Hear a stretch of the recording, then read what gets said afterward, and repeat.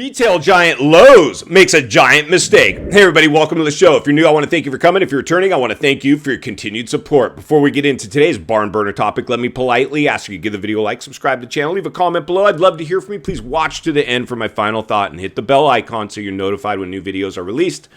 It's very important to stay close to the channel in these very tricky times. All right, friends, welcome to the channel. Always an honor and a privilege to be with you. I hope you're all doing great. So Lowe's has found themselves where you do not want to find yourself. Wow, another catastrophic mistake. And this is really just a sign of how mainstream media can work for you and clearly against you. This is not the type of headlines you want to get. Lowe's, one of the biggest box store retailers in the world, is now found themselves under scrutiny. I've just watched some major mainstream media anchors saying they basically would rather go build their house out of cardboard now than go buy anything from Lowe's. So many of you know what happened. If you don't, this is what went down. I think it was Georgia, somewhere like that, where this should just never go down, right? I could see like SF or LA, one of these wacky states that are being mismanaged, but this is insane right now. And if you've ever been, whether it's Home Depot or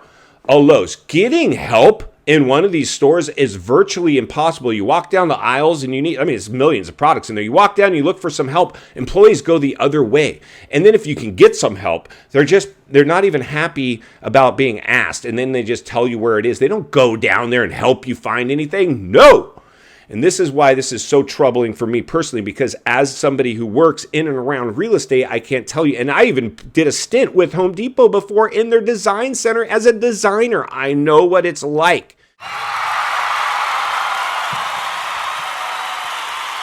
In those stores, it's nothing good. It's nothing good.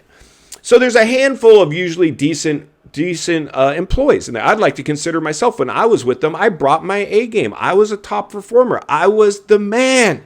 But even I was challenged at times, just being able to maintain that level of customer service day in and day out. It is hard to find good help. A lady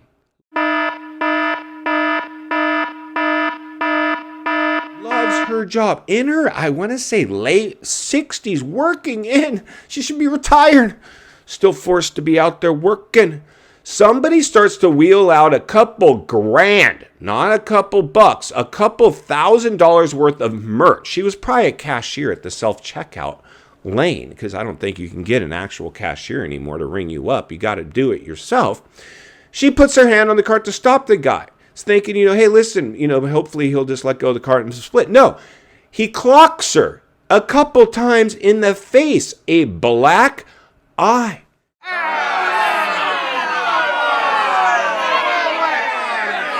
For trying to protect her job, for trying to protect the store. Let me just tell you, friends, most people are not even interested. And here's the thing. Most of these stores have a loss prevention officer undercover walking around there. It's their job to stop these people. This guy should have never made it. There should have been a loss prevention officer already there to help this poor woman deal with this. I mean, this was insanity. They ended up firing her. She ain't going to stay employed for very long based on what I saw.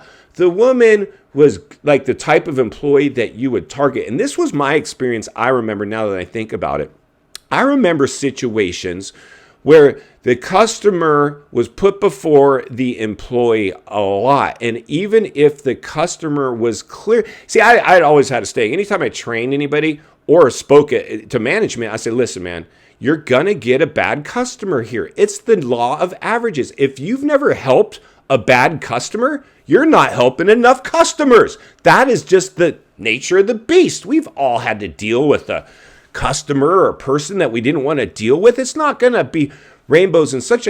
But if you step in and do the right thing and get clocked in the face,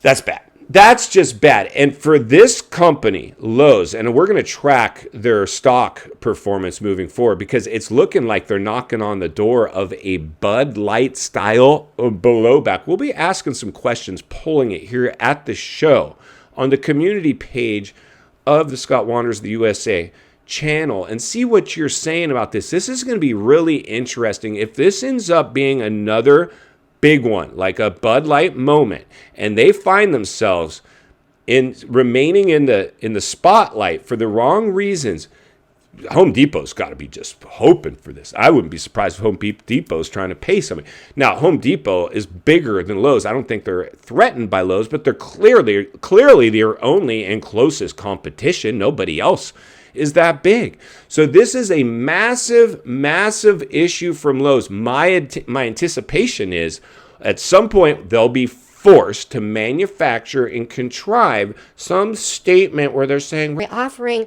Betty, who got punched in the face, her job back in a raise. Something will happen, or they'll try to explain this away somehow. It's too late. It's going to be like with Bud Light going back now and retracting, saying we made a mistake. Will never happen again. Please forgive us. Please go back and start buying our products. Please, please, please, please. This is potentially what we're going to see out of Lowe's. In final thoughts, I come to you as a friend, as a content creator. Somebody wants to see you not only win in life, understand this is the type of thing that's really the problem now with what's happening. And even the report that I saw, one of the anchors kind of hit the nail on the head.